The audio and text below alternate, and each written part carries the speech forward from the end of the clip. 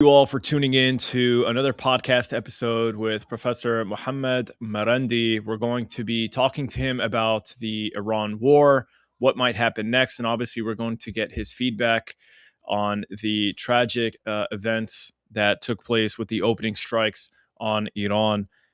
Professor, thank you so much for being here. We hope you're staying safe. I want to get right to the point and ask you, what was your reaction to the martyrdom of Ayatollah Khamenei? Obviously, it was very painful. He was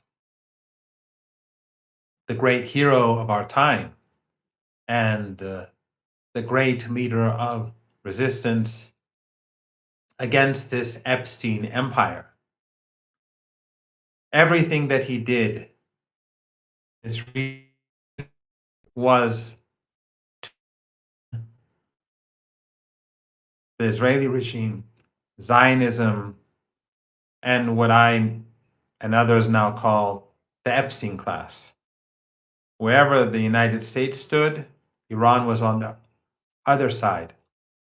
Even though the Islamic Republic of Iran despised Saddam Hussein for all the crimes he had committed, he used chemical weapons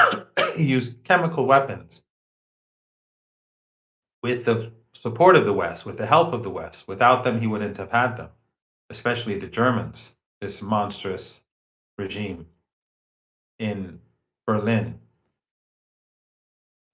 But when the United States wanted to invade Iraq, Iran opposed it.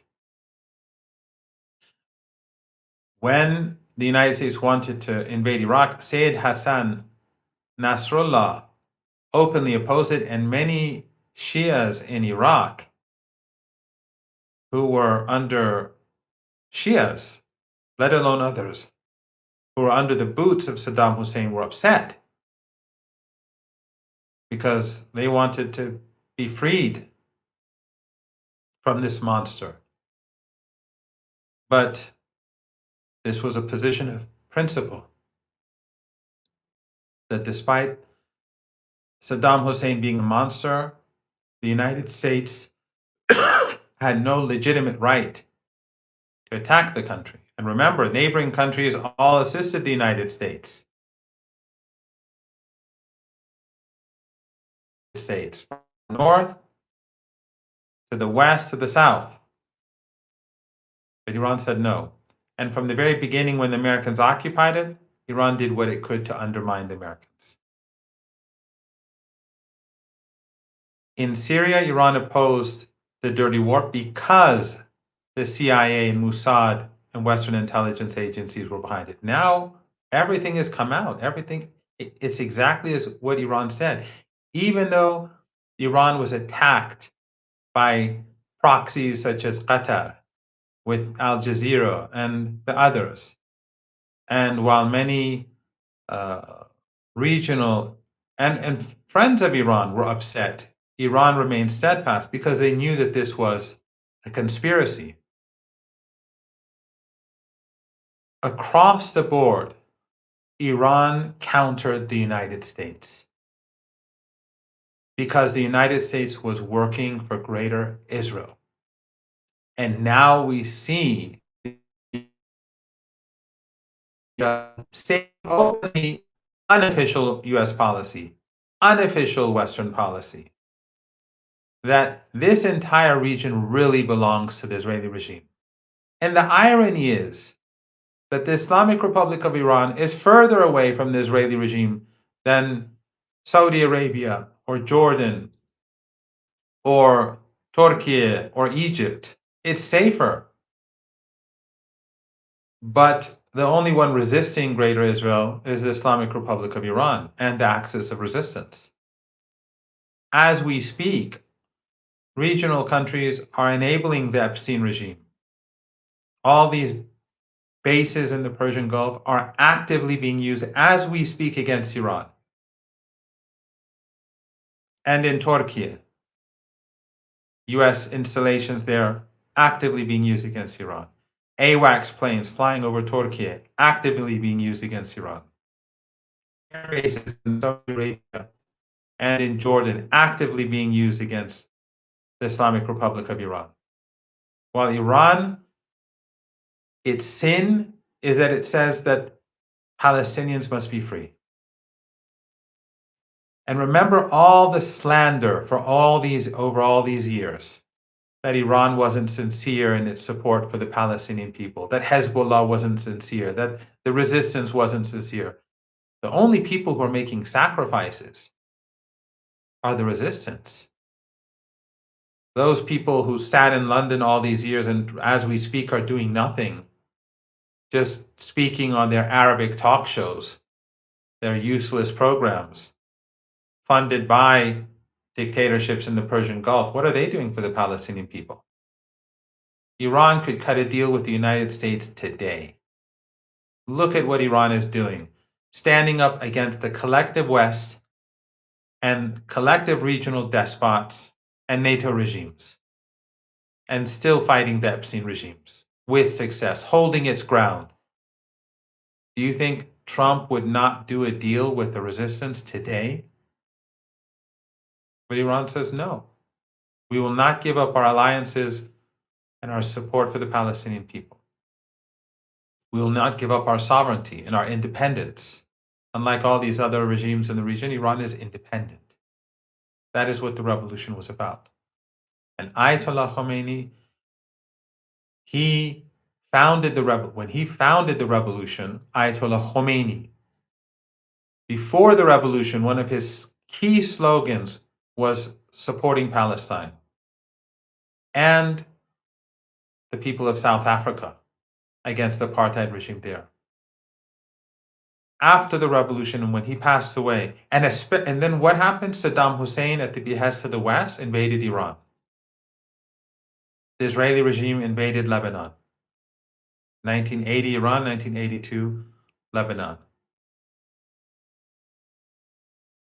And all these regimes supported Saddam Hussein. And the only country to support Lebanon was Iran. And the resistance in Lebanon was born, and the resistance in Iran was born. And then after Imam Khomeini passed away, Ayatollah Khamenei continued this resistance. Ayatollah Khamenei Ahmad is fluent in 4 languages. His Persian is fantastic. He's a specialist in Persian literature. Ask any Iranian, even his enemies, he's a very eloquent speaker. You don't even have to edit his texts. The sentences are all correct as he speaks. Fluent in Arabic and in Arabic literature.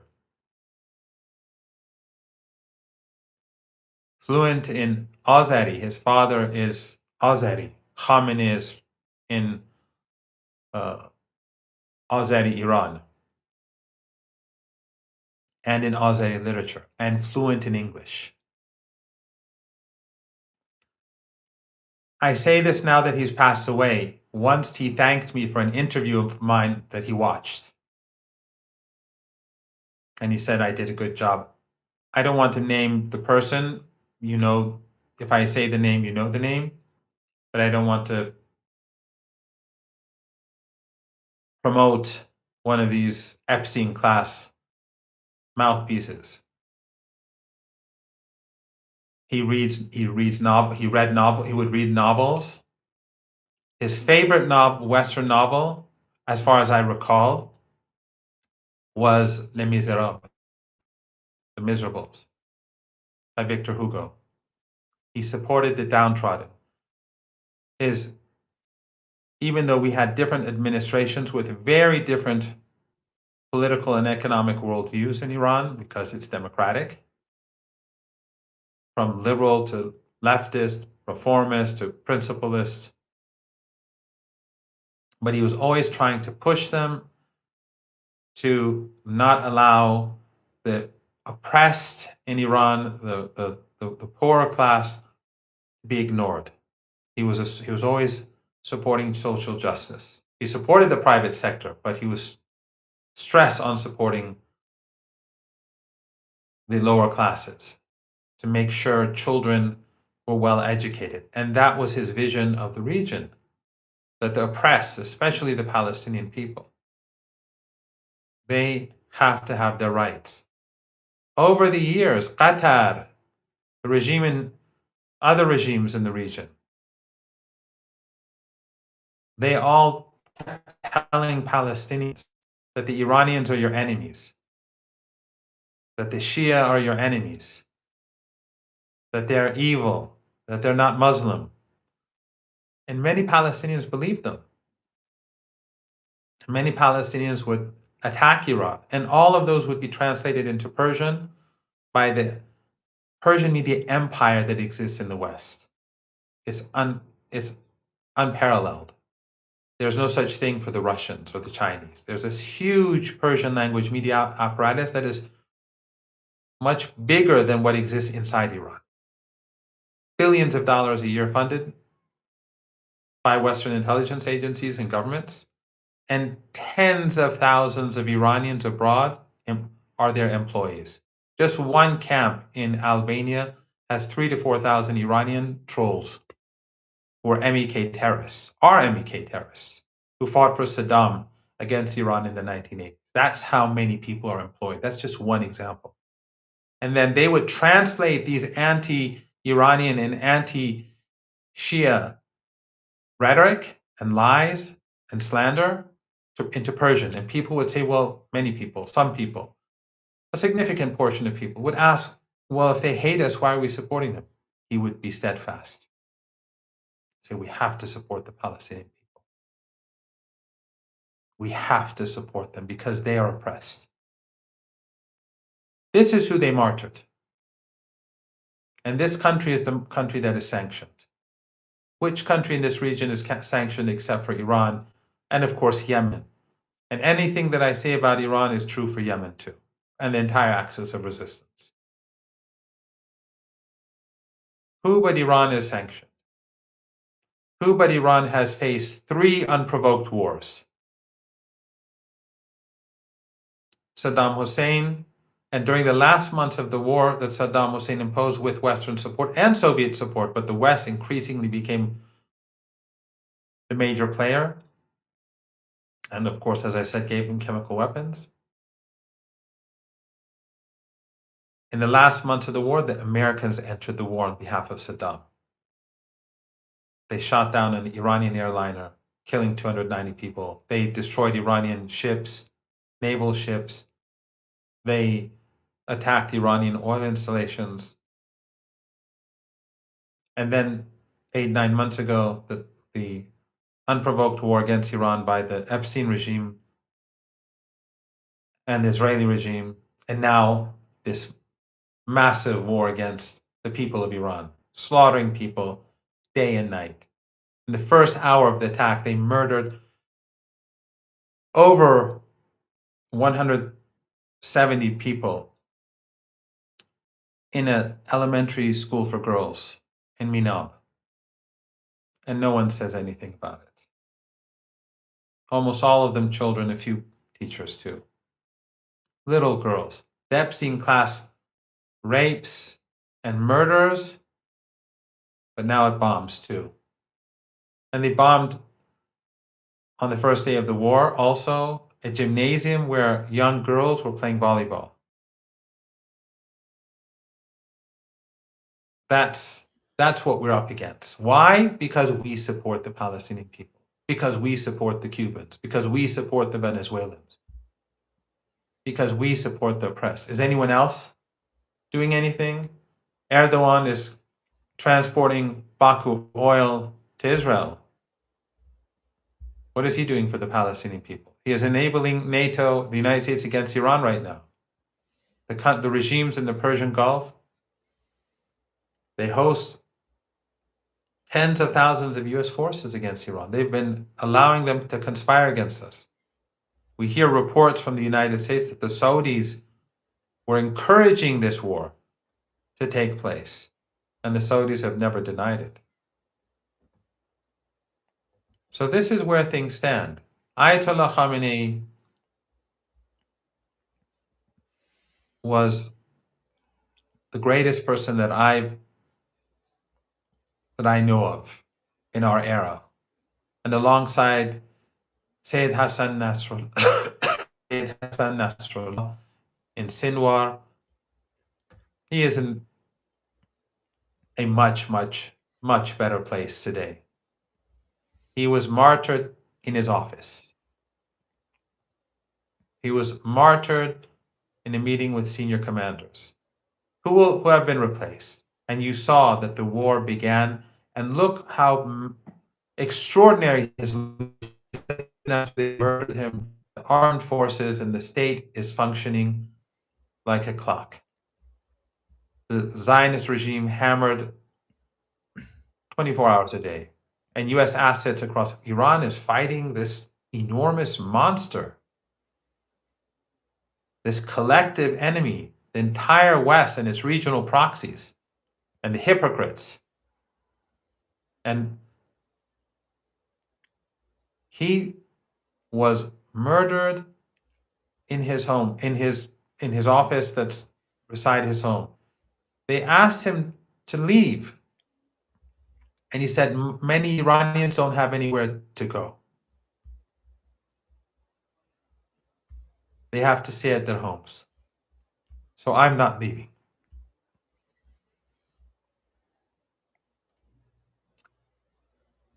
This is what the Epstein regime is up against. And I'm sure you saw images across Iran last night. Tens of millions of people on the streets. In Tehran, there were multiple gatherings across the city. Tens of gatherings. Probably far bigger than the 4 million that we saw on February the 11th, the 47th anniversary of the revolution, till late at night, under airstrikes. I posted some of them. They're in my Telegram channel. You can also see it. I tweeted and put a link to my Telegram channel. Under airstrikes, people raised their fists and said, we're ready for martyrdom. We won't forsake the Palestinian people.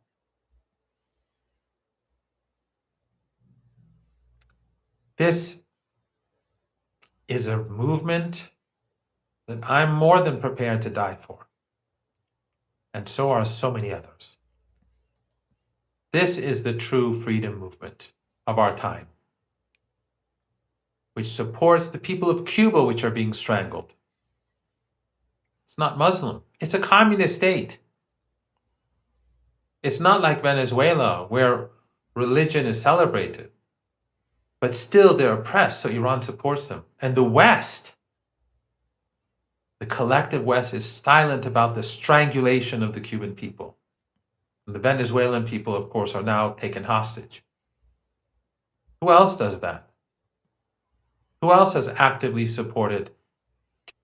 Others have done business, but Iran actively supported these states, despite being under maximum pressure sanctions. And have no doubt the resistance in Palestine, we all know where the support comes from. It comes from Iran. No one else supports it. Al Jazeera pretends to be, there are good people in Al Jazeera, but Al Jazeera is a tool of empire. Israel and the United States asked Qatar and Turkey to host the political wing of Hamas, and for good reason. They wanted these countries to help them do their best to create divisions with the axis of resistance, and even the military wing of Hamas. And more or less they failed. But the empire wanted them to be based there. When the empire wants something, question it.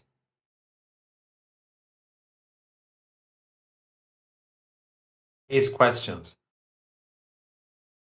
Al Jazeera has always been against the resistance, except for when it benefits it. And in Gaza, it shows sympathy. But what have they done for the Palestinian people? What has Qatar done for the Palestinian people? They participated in that monkey show in Egypt, where all these world leaders went to whitewash Trump's genocide. And some of them, when Trump said to Erdogan that he was my friend, whenever I needed him, he was there, Erdogan had his hand on his chest. Trump said he installed the Al-Qaeda leader in Syria. People have to open their eyes. If people want to keep their eyes closed, it's fine. They're answerable for it one day. They'll be answerable. The day will come. There is a God. The leftists in Europe, when Iraq, under Saddam Hussein, this monster who invaded Iran and who invaded Kuwait and who used chemical weapons against his own people in Halabja, 6,500 innocent Kurds died in 2 or 3 minutes. I went to Halabja afterwards. The Iranian guards emptied the city and stopped their military operation, which they were succeeding in, stopped it to save to help the survivors. I went to Halabja afterwards. I went there when no one was left. The city was empty. It was a ghost town. The doors of the houses were open because all the kids died while they were playing. This monster, Saddam Hussein, which the West enabled, and all these regional countries helped the US to overthrow, Iran was against it. I was a part of the anti-war coalition in the UK when I was a PhD student. I took part in the protests and the active, even though I despised Saddam Hussein.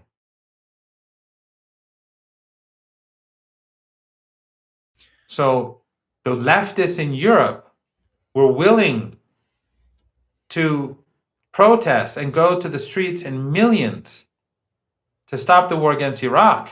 But where are they today? Yeah, it's fascinating. Much of the world has really just capitulated to U.S. imperialism and Zionism.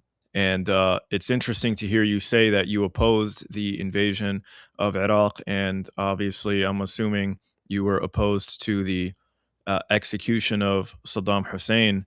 I think it's incredibly humiliating for the Middle East to see its leaders executed or assassinated. Um, you look at Gaddafi, that was shameful. I think what happened to Saddam Hussein was shameful. What has happened to the Ayatollah is shameful. What has happened to Yahya Sinwar is shameful.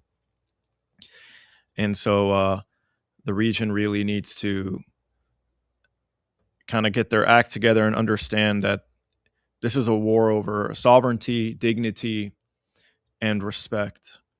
So unfortunately, it seems due to the internet connection, Professor Marandi was cut off just as I started speaking. And so we didn't have long to speak anyway. Obviously, as you can imagine, he's incredibly busy. He's doing interviews left and right with mainstream media. And I'm humbled to know that, he would make time for me and my YouTube channel. So thank you, Professor Marandi, for being part of this interview. And thank you all for watching. And I hope you'll show some love in the comment section for Professor Marandi as well for taking the time. So thanks for watching, and we'll see you guys in the next one.